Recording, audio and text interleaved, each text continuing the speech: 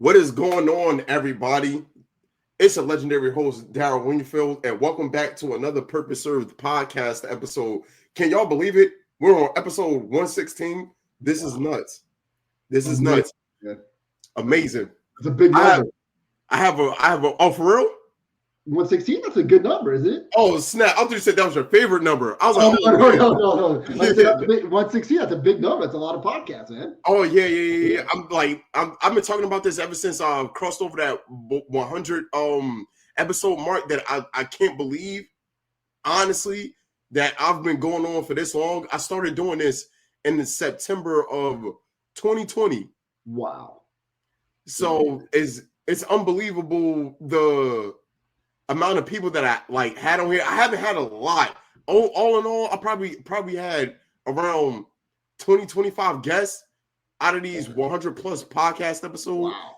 Ranging from first round draft pick in the NBA, Purvis Ellison on here, to people that do social work, musicians, artists, like all different type of people from all different walks of life. And the main purpose and the main goal is to show people that no matter what life that you're walking in, there's purpose behind that, and you can serve people around you or serve life in general. But I remember when we met last week, I was just speaking to you in that regard on like the twofold nature of what has turned into me within these last couple of months, and I brought it to the podcast, is not separating my faith from pretty much anything that I'm doing, including this, and the twofold nature of the greatest commandments, which is to love the Lord your God with everything that you have, all your might, and to love your neighbor as you love yourself. And one is spiritual and one is physical. And that goes hand in hand also with serving your purpose, essentially speaking. But to introduce our guest today, Chris Avery. What's going on, everybody? Glad to be here. Excited to talk, man. So we have a special guest, man, on here.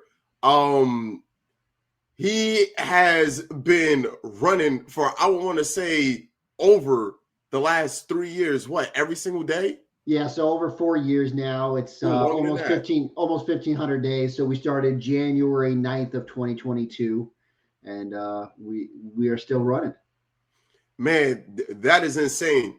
I'm not even gonna lie. I can't tell you the last time that I ran more than 2 miles, and that was probably like 2 years ago. That's kind of crazy. I think your feet got more mileage than my car.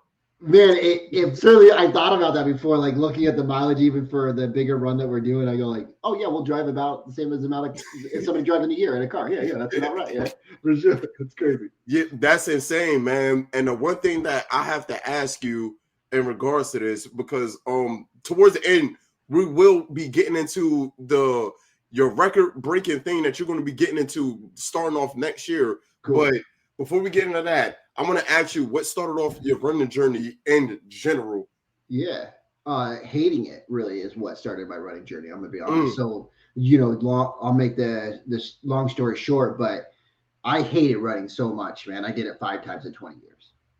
And then I met a lady and she was running marathons, and that's what really sparked it. Was she started running marathons. She's like, you want to run with me? I was like, how far is a marathon? She's like 26 point, because I had no idea. She's like 26.2 miles. And I said, yeah, no, I don't nope, not gonna ever do that. And I'm like, and you pay people? And she's like, oh yeah, it's like $100. And I was like, what? I was like, I can run for free. Nobody charges me anything. Go outside and run for free. And so she ran her first marathon. We supported her. And then we got married, and she was going to run her last marathon. And that was where her friends were going to run with her, but they didn't train enough. So about a month out, they called her and said, like, hey, we're dropping out. We're not going to run. And then she came to me and said, hey, like, I think I'm going to drop out. I said, absolutely not. I was finally like a good teammate, want to be a good leader, be a good husband. So I said, hey, I'll run it with you. The only stipulation is I'm just going to I'm not going to train at all. I'll just get new shoes and walk in them, and we'll go run it together. I want to see if I'm mentally tough enough. And that was really the big catalyst that led to the running that we do now, But it started with, and the reason we chose to start the 1,400 days is because, like, I hated running so much. I wanted to show people how much God, like, really makes us capable of doing and achieving. and how much when we face those hard things every day, like what we really have, how unlimited we actually are inside ourselves, and we don't give ourselves credit for it. So that's really where it started, man. It's so deep, man. Honestly, what you just said, and the paradox in it that I just even heard is just that her friends dropped out from not training enough, and you didn't have no training at all, and you decided that I'm going in this thing full fledged. I'm jumping in it, and that is insane to even prove that point of what you just said. Thanks, man. Thanks, I appreciate that. And you're right, it is insane. And I mean, I'll be honest, I just love it. I love the contrast, man. I love being like the different piece of it, a different piece of the story than just the typical person trains a lot for a marathon. And right. I wanted to see, like, do you really need to train that much? Is it really as hard as everybody says? And so it's just fun, man. It was a fun experiment. So in this fun experiment, was it as fun as everybody said when you first did it? Yeah, it was actually way better than what everybody said. I'm gonna be honest. Like everybody says, and it is tough, man. I'm not trying to say it's not by any means. Right. I will say this, man. I think the conversation around training and how much you need to train prevents a lot of people from even attempting it. And so when I look at the funness of it, it was fun because I got to see really what I was capable of. Like, could I really do it? Is it mental more than physical? And really finishing that day, I just went like, man, this gave me broke down my body, broke me down like physically, mentally, but spiritually. I was set like at a spiritual high when I finished, and such a deep connection that I didn't realize I would ever have from running. And that was such a huge piece to it. And at that point, did you have a lot of like, this is I guess odd question to ask, but did you have a lot of spiritual experiences up until that point that brought you to that sort of magnitude before? It's a great question, Daryl. Man, nobody's ever asked me that. So that was a great follow-up, man. No, I had not. Like, like I knew God as far as, like I believed in God. I trusted in him. I'm 41 now. I started running when I was 37. And when I found God, I was 31. So I'd known him for about 6 years before that. But no experience like I had ever experienced that way. The running was the only way that like was unleashed for me. That's that I believe we kind of like talked about this like last week, but I'm like unsure right now. But it always seemed like a theme. Of course, like it's an exception to like all rules, but it always seemed like God like meets people in a dark place, man. Like in a dark place where you at least expect them to meet you at. And the fact that you just said that your body was broken, and honestly your spirit was broken, that seemed like that's all the times where God appears most, Yeah. Can I say something about that real quick? Absolutely. Cool, man. I just want to say this. Like, I think it's more that we recognize God in those points. God's always there. Right. It's like, are we turning towards him or away from him? And if you look, it's because most of us, especially when you live in a country like America, you can survive. Like you can make it food wise, money. So we push God out a lot in those situations because, like, oh man, I'm doing okay. I got food, I got gas, I got a car, I got marriage, kids, like life's good. But when the darkness happens, it's then we go like, oh my goodness, man, like I'm so weak, I can't handle this without God. So we think in these moments when we're doing good, like, oh, we don't need God as much. And so to me, that's the reason it's so important. And I was talking to a friend at church one day, and he's like, man, you just seem like you are like in a spot where you really are like deeply connected to God. And I said, man, I think everybody, no matter where they're at in their life, one piece of their life, they should be desperate in it for God, because we need desperation, right? We need that tasty meat, and we need to know, like, we somewhere in our life, we need to feel like we're starving a little bit, and we need God's meat. And I don't think we put ourselves in positions enough in life to be starving and need him to nourish us. And so to me, man, I love being in spots, and I love finding spots. And that's one of the main things from training, even in the run, is that you get in so many spots over and over, from, lack of money, lack of time, like injuries, disagreements with your wife, kids being, whatever, shin splints for a year. You get in a lot of spots where you feel like desperate for your connection with him. So you seek it out more and you put time and energy into it. And then boom, you find more of it. And would you say this is going to be like, I guess, a kind of a theme for a little bit right now, but would you say for all of that, was it more so you turning inward for that experience with God, or was it external things that more so was push you to that point? Yeah, it's a great question, man. And I think like, I think there's a push and pull. Because Right. I want to be honest, I think there's always a push and pull. I think it's Yeah. much more of an internal thing though. Right? Like there's the external factors, but man, it's easy to have external factors. And for me in my past, it's been easy to have external factors that feel like they suck. And I didn't turn inward. I didn't turn to God. You know what I'm saying? I turned to Zach opposite way, bro. And Right. so to me, Daryl, like I think about it this way, man. I think like it's an internal game.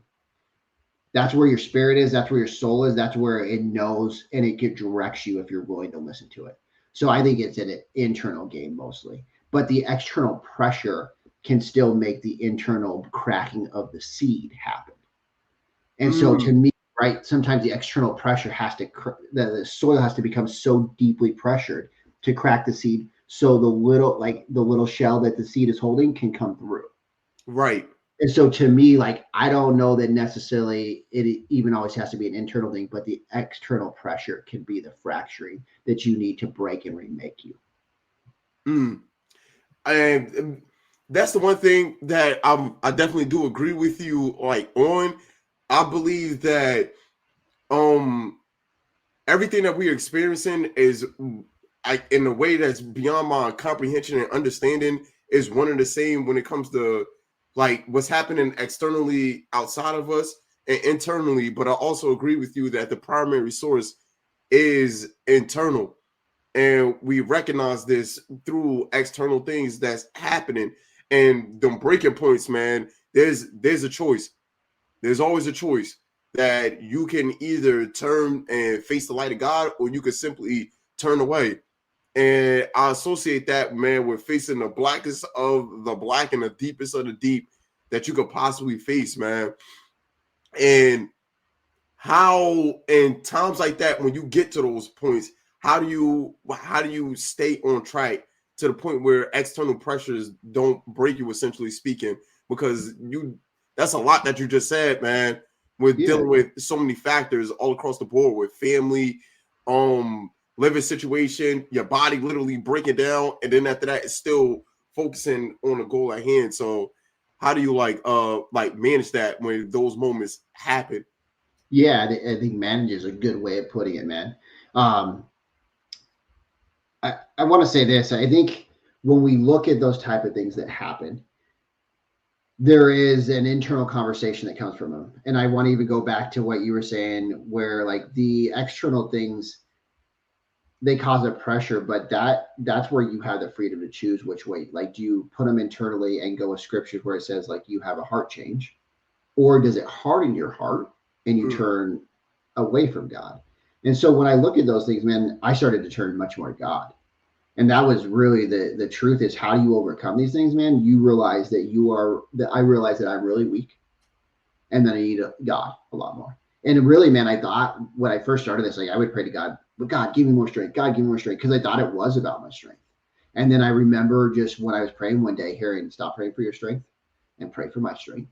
And then I realized, like, and then just as you read scriptures, and it says like, you're weak. Like, this is like, the weakness isn't even meant. It's not a put down. Right. It's a way for God it's the cracks for God to shine his light through you. So because we know that, I go like, man, I am really weak, but God is really strong. So I don't need to rely on my strength. I don't need to make myself better. I need to rely more on him. And when I do that, man, life becomes more, during the storms or during that pressure, life becomes more peaceful, more comforting, and more clear. And that means that I can now have a sound mind, have his power, and feel loved. And that's First Timothy or 2 Timothy 1:7, if you want to. Like, God doesn't give us a spirit of fear. He gives us of power, of love, and of a sound mind. And so to me, when I look at that, I go like, man, that's what we're tapping into. That's the real energy source. Because it's not like, when you make it all about you, it's really hard to keep going on the hard days. Cause like, man, most of us are willing to quit on ourselves. But when we realize it's about like the men I serve, it's about God, it's about my family. Now it becomes a bigger thing than me. So it's so much harder to like quit on or give up on. And when I look at those things, those are just key factors that we can start to dial in our life. And every time we have those, shin splits come up, we can go like, man, see, this is a reason to not do it. Instead, we have to switch that self-talk in our head and go like, man, this shows me that I'm capable of doing it. Man, and that's such a big shift. That's what you just said. It's so contrary to the way society. I can't speak for the whole entire world. Yeah. But, go ahead, though. Do it, Daryl. Yeah, speak for the whole world. Give it to us, man. It's your world. We're living in it. Go. World, man. You're right, Chris. I'm going for it, man. I'm speaking for the whole entire world right now, man. I'm speaking for the whole world. And in our society now, man, it just seems like it's so contrary to that, where it's you, in a sense, where you are at the center of everything. This is what society is like gearing us towards. Like, your strength comes from you. Essentially, like, we ourselves are gods, and especially in like the new age spirituality, whatever you want to call it, that's kind of like a mantra that they even say is that you are like God. Yep. And this is, I wish I talked to you about this before we started recording like last week, but it's just a conversation between two people. Don't worry, nobody's listening. So you say what you want. We're just talking. Yeah. I'm about to just start rattling off. But I asked three questions, like three specific questions, and I asked people: are you your thoughts? Are you your feelings? And are you your body? Mm. And go based off of that. Do you want me to answer those? I would love for you to answer them three questions. Yeah, I think you're none of those. I'll let that answer. Okay. In the podcast right here. Yeah, I think you're none of those, right? Like you. And what is your reason for saying that? Yeah, man, because I believe we were created with a spirit and soul, right? Like because we have connection to the spirit and we have a soul. The soul is like the life that God breathes into us, and then we have the spirit that resides in us and connects with us, so we can feel the spirit. And so, to me, you're none of those things. Those are all an illusion that we are creating and we're living in. And I'll be honest, they're not you. Because if you really dive deep into it, there's times where you can go like, man, this is a really like nasty thought. And you go like, that is not your thought. That seed is being planted in your head by somebody else.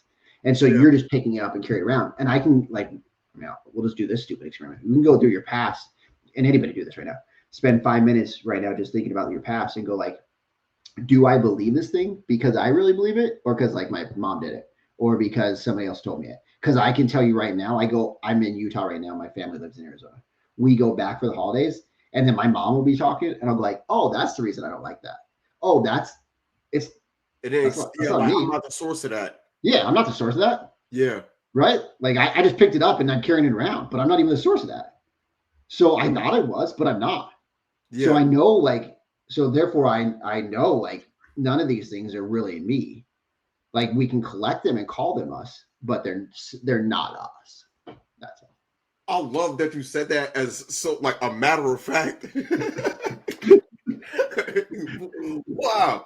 But majority of people, man, it's just amazing that when I do ask them those three questions, how often I'm getting for 2 out of the 3, all 3, 1 of the 3, and they're stumped when I'm just like, you're none of those things. Yeah. They're just like, how? And no, sir, I'm all of them. Look at me. I can see my body. Yeah. And it's like, man, you don't have control over any of those things. Absolutely. Whatsoever. Yeah, try to make your hair grow. Go ahead. You really need it, but so if you can do that, somebody hit me up. But you got funny hair, so maybe that's a bad experience. But you know what I'm saying? Like, try to make your fingernails grow. It just doesn't happen, man, because you don't have control over it. It's not you. And coming to that realization is such a humbling experience, and it also it genuinely feels good, man, to know that. With that being said, that there is a creator that created creation and everything in the universe, but also that that you can have a personal relationship at the same time. And that's where all of your faith should be going in the first place, instead of yourself, which of ourselves, we can do absolutely nothing, you know? And I think that was very moving and powerful about what you do on a daily is bring yourself to that point on a daily. At some given point, even to start the day off, it's like, you know, that you will reach a breaking point. And the daily grind and the daily battle was how to overcome that. So I thought that was like important for you to speak on. Another thing I would like to ask you is, how important are goals to you? Do you want the real answer? I want the real answer. They're almost 0% important to me. Wow. And why do you say that? Yeah, I think. Wow. I was not expecting that. I like that. So for our honeymoon, me and my wife, when I say ran, it is very quote unquote ran. We walked, but we did a Spartan race. Okay. So you do the obstacle and then there's a little run. So like we, walked and jogged a little bit, but we set a goal to like do this training. Okay. And to run so we ran all 3 Spartan races in a calendar year, which is called the trifecta. If you don't know what Spartan races are, they're just running with obstacles. And so we did that together. We trained together, we did it together, and we ran them together. We got to go to 3 different places and have 3 different honeymoons, and it was really fun. At the end of that, though, I set a goal. And what I realized is goals have deadlines and like dates. And so that means it's not about becoming something, it's about finishing something. I don't like to finish things, I like to become something. And so to me, like if I want to be a runner, I don't want to set a like, hey, I'm going to run. And then I have this, because that's what we did. We were training all this stuff, training hard. And then we just stopped training because we hit our goal. Yeah, like, why do we need to train? Zero. Like we had a training goal around the goal. Why do we need to train anymore? We don't, we're already done with the goal. Yeah. So to me, I like to look at vision and go like, who do I want to become? And then I like to set up like checkpoints. And I like to go like, man, not am I hitting this by a certain date, but am I moving am I on the race course? Am I on the run course? And am I still moving in the right direction? Did I get like, I'm running through the desert, let's just say, like, did I get on? Did I go right on the cactus? I should have went left. Okay, cool. I got to correct. But I don't like set goals where it's, hey man, like this type of thing until this point. They just don't bring the results that I want. And they don't bring the long-term heart change and internal change that I want. So I don't love goals as much because they're not about transformation. They're about like ingesting information and hitting a certain stopping point. That's so wild. Actually, I'm not even gonna lie. Dude, tell me what you're thinking, man. I want to hear it. I partly like I agree with you, and I also disagree with you. Love it. The part that I agree with is the main point of is ultimately the goals should help you shape of who you become more than it is that goal itself. And having that end date, that is an issue. But I think that goals are important. And the standpoint of it almost creates like a sense of urgency to get something done in a certain time limit. And it can eliminate procrastination. But the one thing that I've noticed based off of what you just said, which is something that I talked about in the past, is just that when you do think of goals and that the latter way of this is what this thing is that I have to accomplish, it almost takes away from your character and it takes away your spirit. And another important thing that was like crucial, what you just said, is that it never kind of turns out how it's supposed to be when you do accomplish a goal, or if you fail that goal in itself, as if your life was that goal.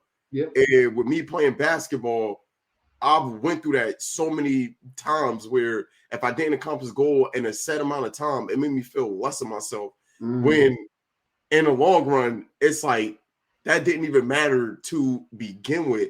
And at the end of the day, it's about who was I becoming.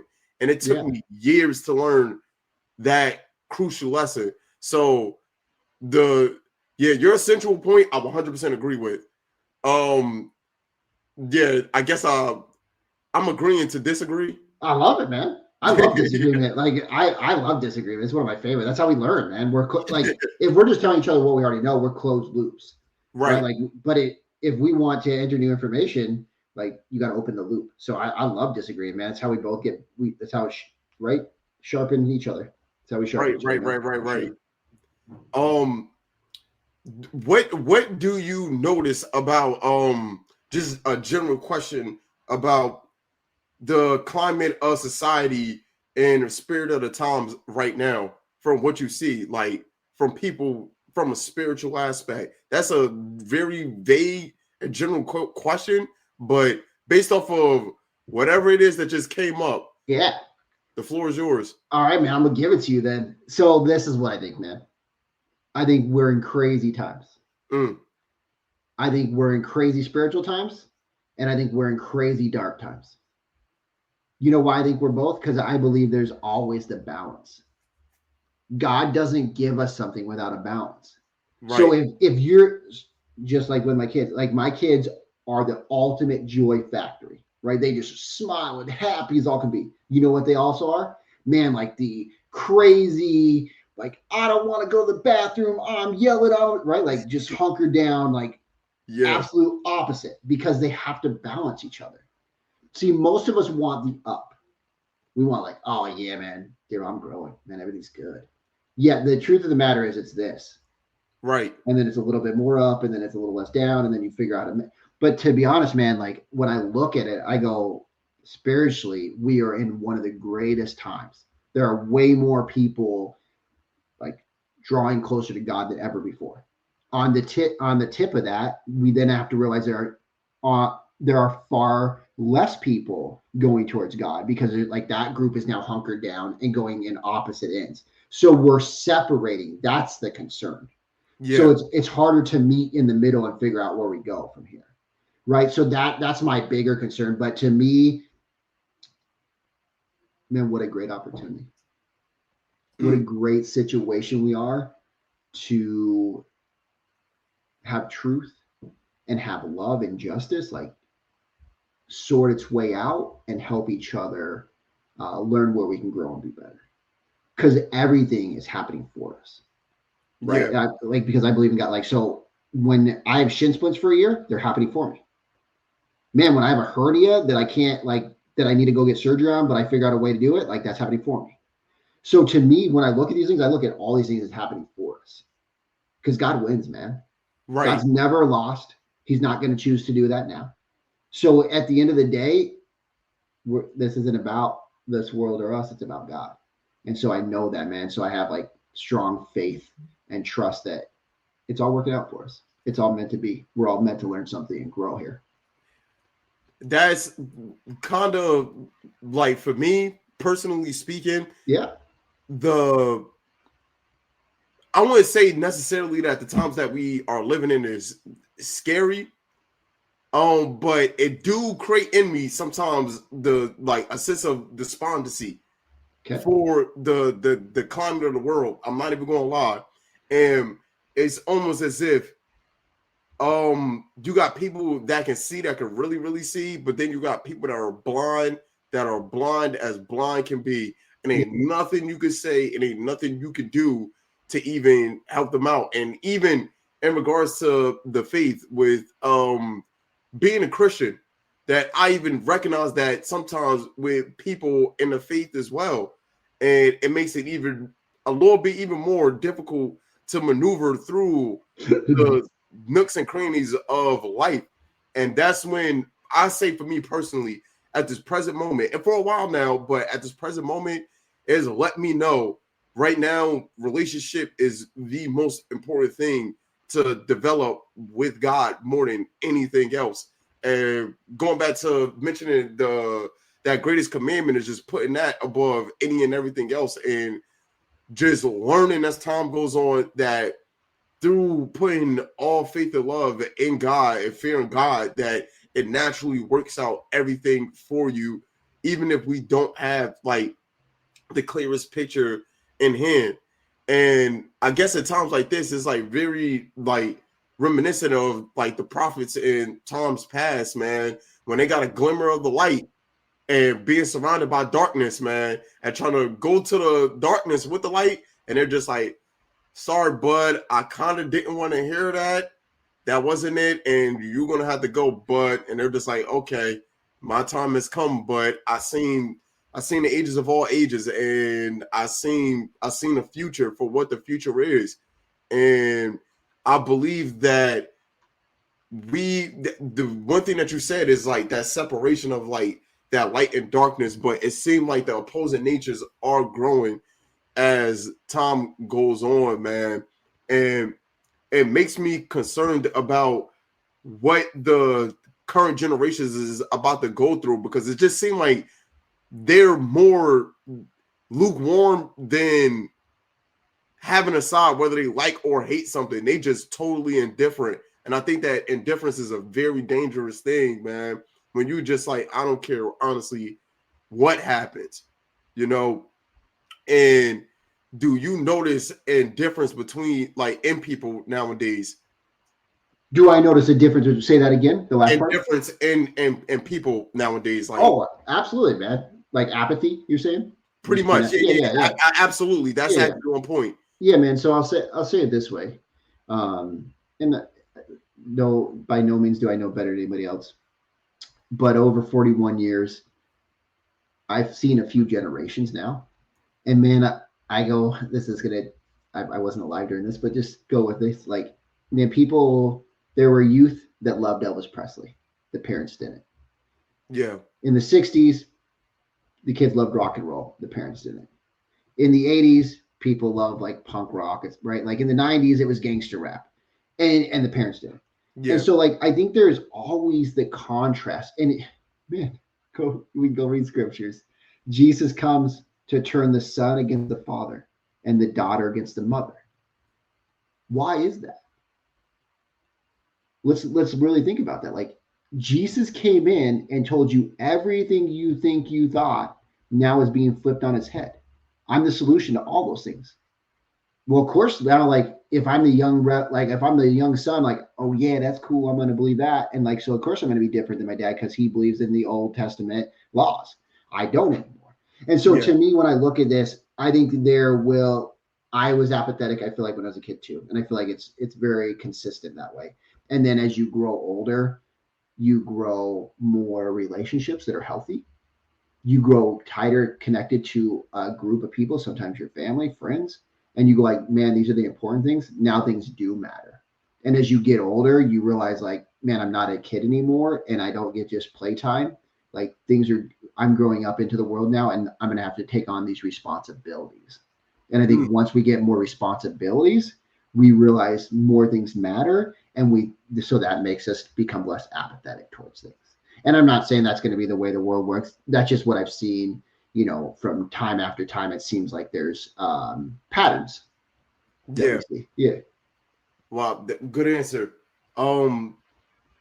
With that being said, where do you see the climate of when it like in regards to manhood nowadays? Yeah, man, that is a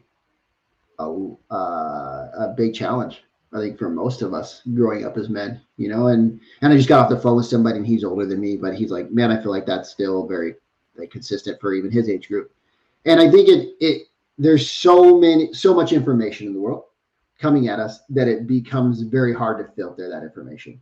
And the challenge we don't get taught as kids is we don't get taught to filter it through a good filter. Meaning if we connected to ourselves at our soul level and connected to God, it would be easier to filter things. But instead we just start getting stuff thrown at us. Our parents tell us who we are and we accept some of it. But man, as for men right now, it is the biggest challenge to find, how do you have a relationship with a lady? Like, are you getting with a lady that doesn't like masculinity? Are you getting with one that like wants you to provide? Are you getting with one that doesn't want you to provide at all and wants to have, equal income, or however you want to say that, Right. Yeah. So I think it's 50-50. Yeah. So it's more confusing than ever. Yeah. Right? Because there's so like, not saying that options are bad, but there's too many options. So then it becomes overwhelmed. And so you don't know which way to move. So you just end up feeling stuck. And then that happens if you look at relationships now, like women and men are dating less and getting married less. because there's so much overwhelm and there's so much of them talking about the limits and the inabilities of people. Like, oh man, I would date, but like these guys just, they all ghost me. Oh man, like that guy isn't 6'2" and doesn't get paid enough, right? So we're speaking to everybody's limitations and inabilities and then trying to find a mate. Yeah. And I'm going to tell you, like, God doesn't look at your limitations. God says, man, like you are a creation of mine. So you are unlimited because I made you. And with me, you are completely unstoppable. Right. Yet most of us, again, when we look at this, we're not looking at each other's from like, oh man, these are the good things you do. We're looking at nitpicking at all the things that we don't like about the person. And for me, even for my own marriage, I'll just give you this, and this has nothing to do with my answer, but I just want to tell you. So I'm going to tell you because I'm here talking and you're listening.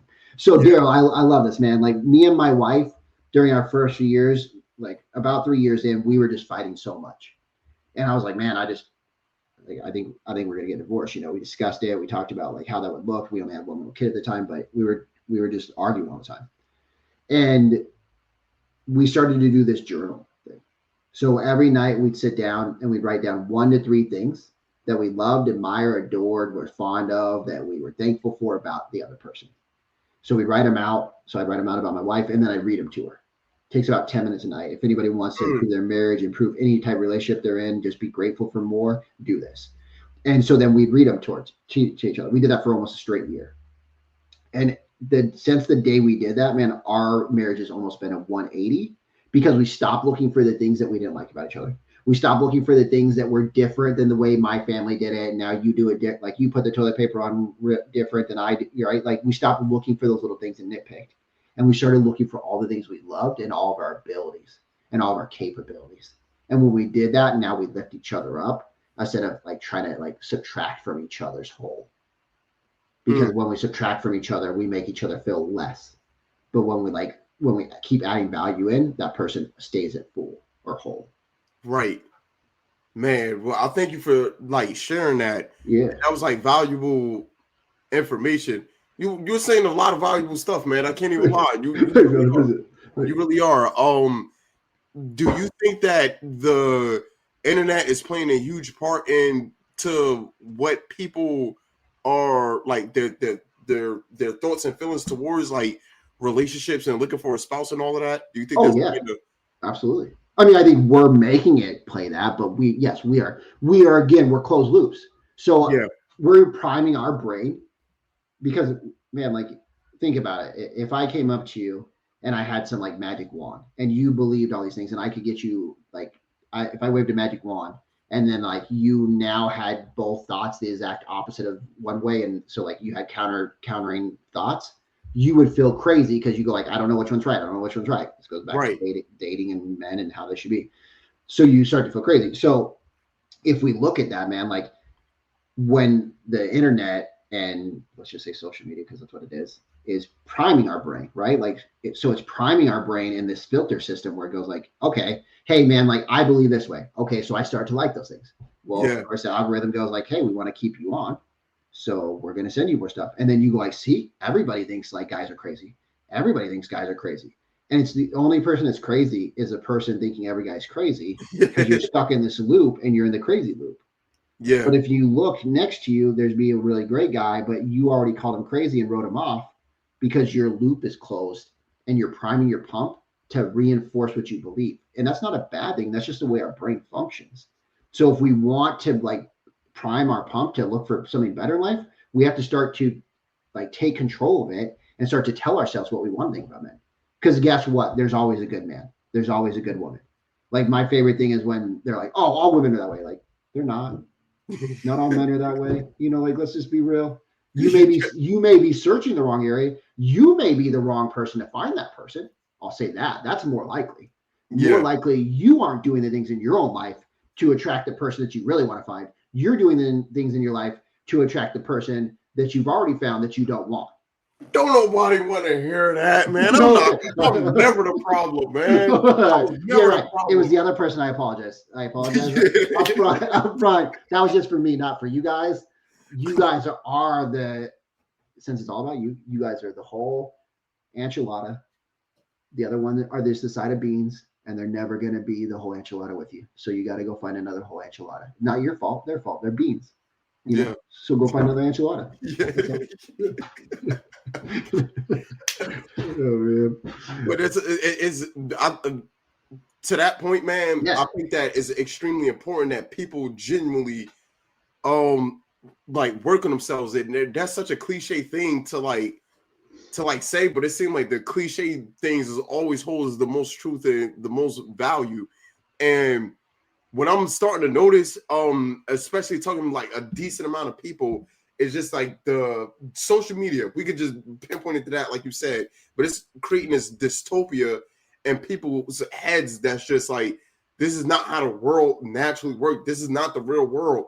This digital world is what you're bringing into your personal life, and it's not real, and you're making it real.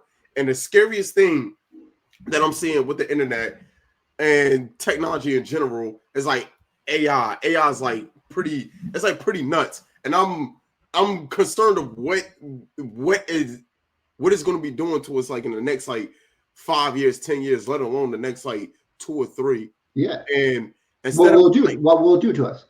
What happened? What will it do to us? That's the biggest thing.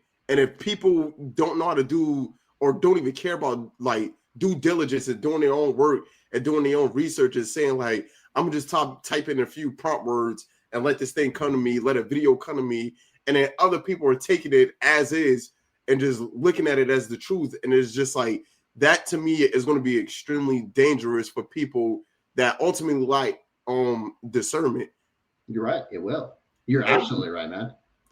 This is why I'm really, really big. Like when I talk to people on do the best that you can to disengage from, even though it's like they're making us one and the same with our phones and our devices, but do the best that you can to really be in the presence of the people around you. Do the best that you can to be in nature, be in fresh air, because it's something about that.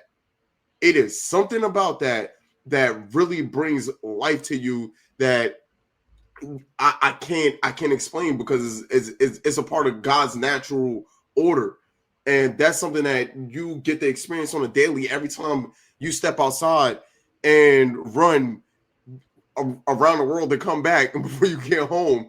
But getting some fresh air and being a part of nature, which a lot of people are, they only want to go out based off of what they see on social media. That's the reason for them to going out instead of just going out just to live. And at a certain point, life was like that, But how do you feel about AI, artificial intelligence? I love it. No. I think it's a beneficial tool, man. I think it is. I think it's just like social media. Like it is good. It is not social media that's a problem. It is not AI. That's what it is, man. You said the word discernment. Yeah. Like shame on us for blaming outside things. Like that's just so we don't take responsibility for it. Like absolutely. If I get on Instagram and I look at stuff and it's not good stuff, the only reason it's giving it to me is because I keep looking at it.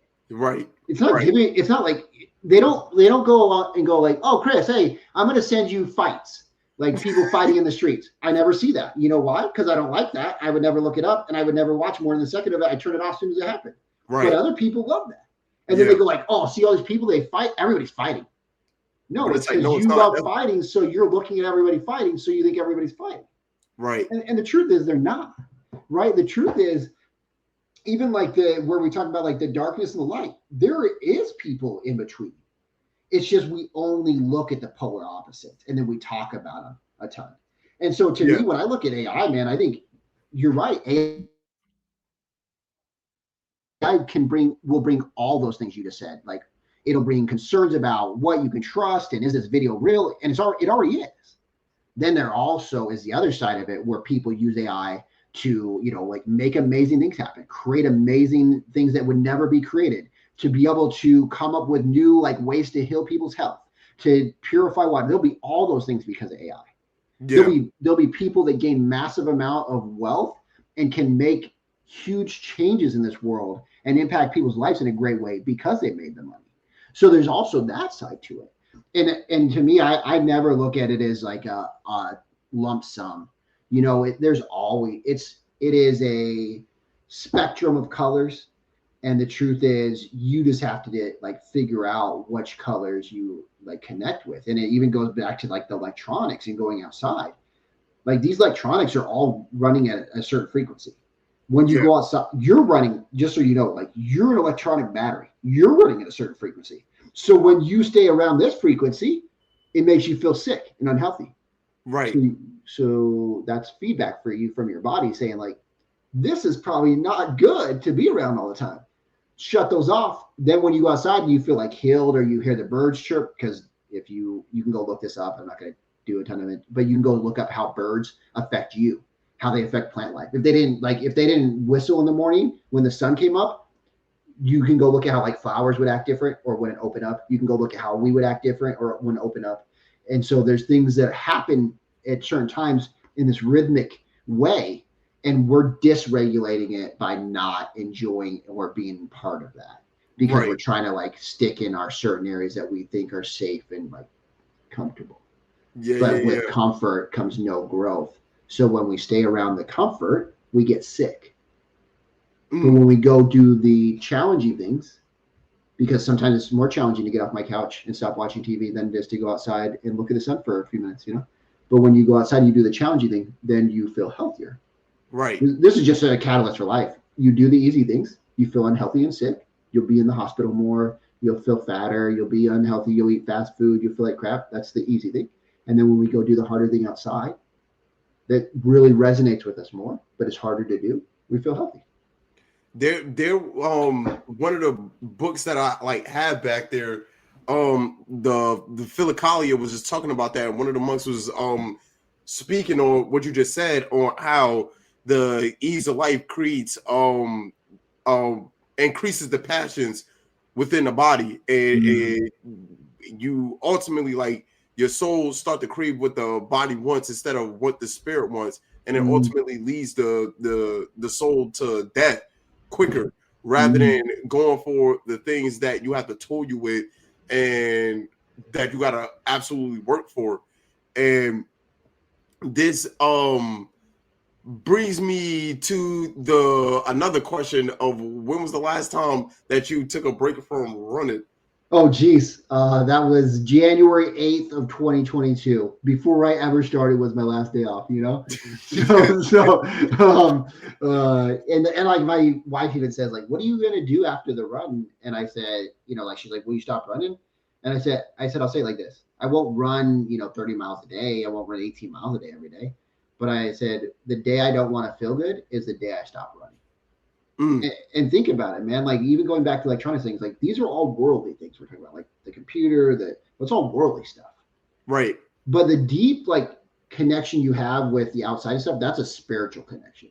So if you're after the spirit, your spirit gets raised. If you're after the flesh, your spirit sinks down. So your energy sinks down and you feel crappier. And so, man, like, it's been for over 4 years since a break, and I'm sure it'll be really nice to have one. And in some sense, I'm sure it will be really not nice to have one. And this, for you, got a huge goal in 2027. Yeah. Going back to goals. But you plan on doing something pretty big, and that's running around like the perimeter of the United States of America. Insane, people. That is freaking insane. I want to know, like, how did that goal get started, and what makes you want to, like, commit to doing that? That's insane, bro. Yeah. So January 1st, 2027, we will start in Arizona, and we will run down, through Texas, through Florida. And so we'll do our best to stick as close to the border as possible, or stick, closest to the roads as possible, closest to the border of America. We'll run down the over to the East Coast. We'll go up the East Coast, across the top, back down. That's about 12,000 miles that we'll do that year. So we'll run 31.1 miles every day of the calendar year. So 365 days straight we'll run. And really, man, the how it started was we did the run, we did the marathon with no training. Then we did a 50 miler like a year after that. And we did like a 60,000 push-up pull-up challenge like after that as well.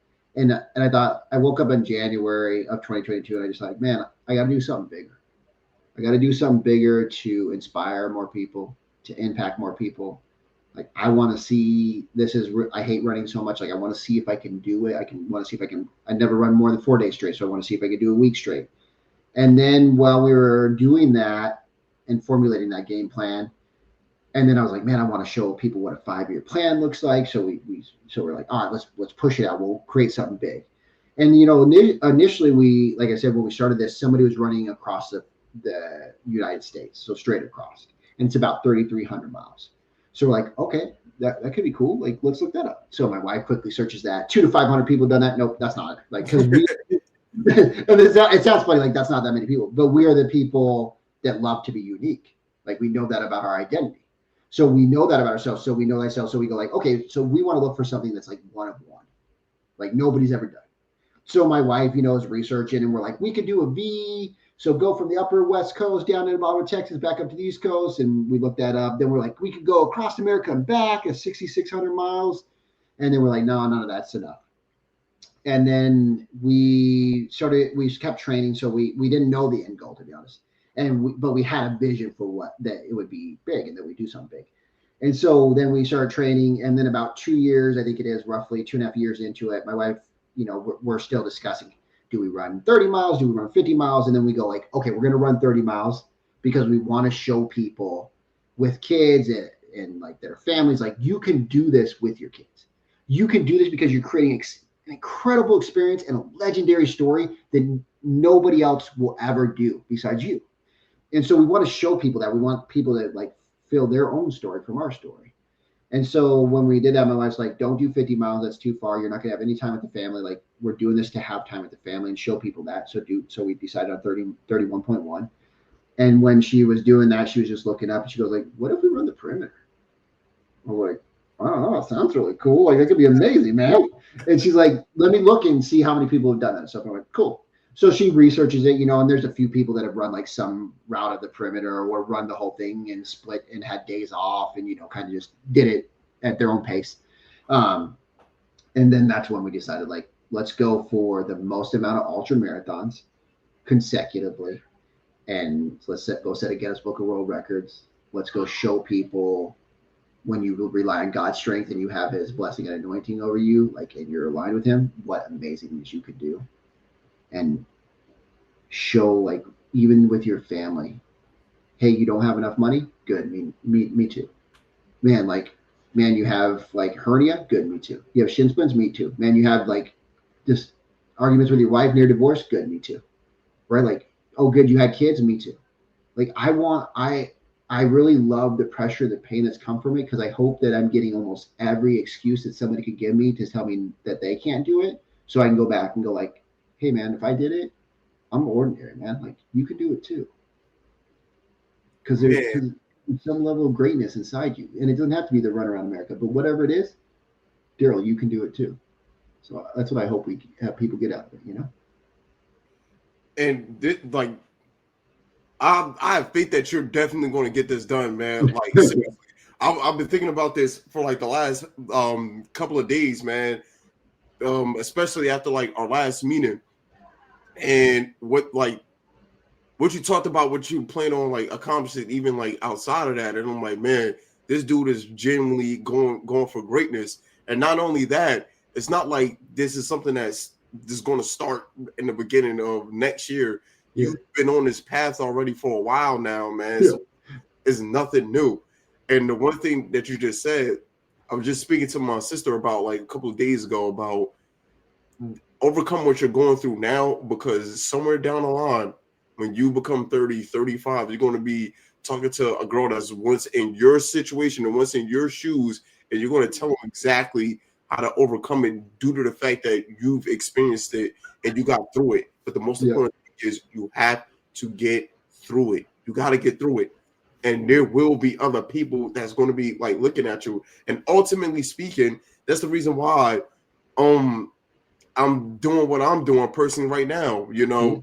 it's I think it's like at the core root of our being and how God built us to like genuinely speaking is naturally to help and inspire other people that's going through dark and rough times and showing them like, listen, I've been through hell and back 14 times. There's a 15 in you. Yep. I promise you. Yep. I promise you. And that's why, like, I say, personally, for me, what you're doing is very moving, man. Right. Because it's just pushing the limits of what your body can do, and also showing that the Spirit of God is essential in the essence of how you get through all of it, even when you're not running, but your family, friends, everything, literally, absolutely everything. And that right there is a message that I would love to put out there for the people to hear, man, no matter where they're at. Like right now in this podcast, randomly enough, I don't know how, but the majority of my listeners come from Germany. Wow. Which is shout out to everybody that's like listening out there. But randomly, I would have never guessed, like I said, 5 years ago when I started doing something like this, that half of the people that listens and taps in, it surprises me, man. Amazing. That's cool. It's so cool, man. Like it really, really is cool. But to connect like a person like you, like out there, to really, really show people what they're capable of by really digging deep and going out there and getting after it every single day. That is one thing that's like very important to me, man. Seriously. Thanks. I appreciate it, man. I appreciate having me on to talk about it. I love talking about it. I love that we're doing it. Yeah. Well, thank you for sharing your journey. I did want to ask you this. What is your favorite Bible story, your favorite verse? Yeah. So it's a 2-verser if that's all right. But so I'm gonna cheat a little bit, but I'm gonna give you the 2. I'm cool with it. So if you're at home sitting there and you have a scripture in front of you, look it up. Romans 12, 11, 12. I'm assuming you want me to say the quote, yeah? Yeah. Okay, cool. So I'm gonna say it really slow because I want to break it down. So the first piece is not slothful in business. So whatever business, like I don't think that means like the job you go physically do. Like business means whatever your business is in life, take care of your kids, being a good husband, right? So just keep that in mind. So not slothful in business means active in business, doing it, right? Fervent in spirit. So if you are fervent in spirit, it means like you are just lit on fire in spirit. So God's telling us, don't be slothful in business. Be excited in spirit. Be the light that people go like, oh man, see, Chris is the exception. Like everybody else is talking about how bad life is. Look at Chris. He's not. Look at Daryl. He's not. Oh, cool. I want to be like him. Not because it's about me, but because I want to be firm in spirit. So the light shines through. So people go like, oh my goodness, why is Chris like that? Oh, he's like that because of God. Okay, okay, it's not Chris. I want God, right? Oh, I like Daryl, but it's not Daryl. It's God. Okay, I want God in more of my life. So I know I'm going slow, but go with me. Not slothful in business, fervent in spirit. Fervent in spirit, serving the Lord. So don't be slothful in your business, be fervent in spirit, and serve the Lord with those things. Okay, so that's 11. Then 12 is this. Do you have any questions about 11? No. Okay, cool. You're doing amazing right now. Keep going. Cool. Okay, cool. So that's 11. So 12 is let's see, rejoicing in hope. So man, like if you are wherever you're at in life, we always want better. So rejoice in that God is providing like hope to you because it can be better. So rejoice in hope. Man, I'm excited for that hope. Man, I'm excited for a better day. Okay. Patient in tribulation. So having patience during the hard times, because that is where that's the refiner's fire, man. That is the breaking that causes the remaking. So patient in tribulation. And then continuing instant in prayer. So have patience in your tribulation and then stay continuing in prayer all the time as much as possible. Because if you are doing those other two, then you're staying in prayer, like you're staying connected to God. So you're staying excited, fervent in spirit, rejoicing in hope. And then you can handle the patience during the tribulations because you have the closeness to God because you're staying in prayer. So those are my favorite 2 verses. And I'm glad that you even like broke that down, man. Thanks. That's deep stuff, like seriously, man. And with that being said, that literally would cover the grounds for a lot of things and so many different aspects of your life, whether you at the height of it or whether you are in the valley of it, man. Absolutely. And just simply stay in the course, no matter what. And is there anything that you want to leave off for the people? Yeah. And regards to like how to reach out to you and like a message of some inspiration, man, and motivation for. Yeah, of course, man. So like you can find me on social media. It's at Chris Avery Coaching, at Chris Runs America. You can go to chrisrunsamerica.com and you can find us there too if you just want to like link in. We'll, let you know as we get closer. We'll track down time and say, here's the launch time. And we have a little tracker and stuff if you want to be part of that and just be part of, making part of this maybe more your mission than just us. Because it's not about us. It's about you finding your little piece in it too. Maybe it's you come out and you run 2 miles with your daughter and you give her a high five and like that's a cool, incredible story that you just created with your daughter because you just decided to come out and run with us. So with that said, I'll say this, man. This is the last thing I want to say. No matter where you're at, like if you are just crushing it or if you are just getting crushed, don't give up. Because if you're crushing it right now, there'll be times where it's crushing you. So don't give up. If you're getting crushed right now, there'll be times where you're crushing it. So don't give up. Because the true, when people say I failed, the only failure you really have is quitting. And if you have something right now, if like any of the stuff that Daryl and I talked about, if it hits something inside you, you know that there's something like that is calling you for a reason. And it's calling only you, nobody else. So keep that in mind. Like the gift, how you will deliver it, how you will create it, how you will create it with God in this world will only happen from you. So if you die with that in you, the world missed that opportunity to see a little piece of God in you. So don't ever give up. Keep pushing forward, even if it's one step. And if you can't walk one step, then crawl one step. But find incredible people like Daryl, get around him and let him breathe life into you. Tune in this podcast more and more and let it breathe life into you. Let it be your filtering system because we all need good filtering systems to design the best life that we want and God wants for us. Man, this I ain't even gonna lie. My bad for all the previous guests that was on here. You just climbed up the rank, man. Climbed up the rank, man. Like I appreciate your words of wisdom to me. I appreciate your words of wisdom to the audience. And please, people, tap in, man. Tap into what he's got going on. You guys already know. I'm gonna put everything in the description below, but also tap into the journey, man. And let's all be a part of it together, man, through the spirit of God and God's will and God's speed. And I also thank you and I appreciate the time that you took out of your day, man, to come hang out on the podcast, man, and share your journey and share your words of wisdom, man. I appreciate it, seriously. Heck yeah, Daryl. I had a great time, man. This was almost as much fun as our pre-conversation that we had before. Yeah, man. Like I said earlier, people like, man, as soon as we had like our Zoom meeting last week when I first met him, man, it was just like off the rip, man. Yep. Just like a great conversation and a very cool person. Seriously, man. So please, people, support what he's doing, man. Like that's all I ask of y'all, man, and stay tapped into his journey. And yet again, Chris, I really appreciate you for being on here. This was awesome. Of course. Thanks, Daryl, man. Of course. And everybody, y'all know it. Serve your purpose. Deuces. I'm out of here. Love y'all. Man.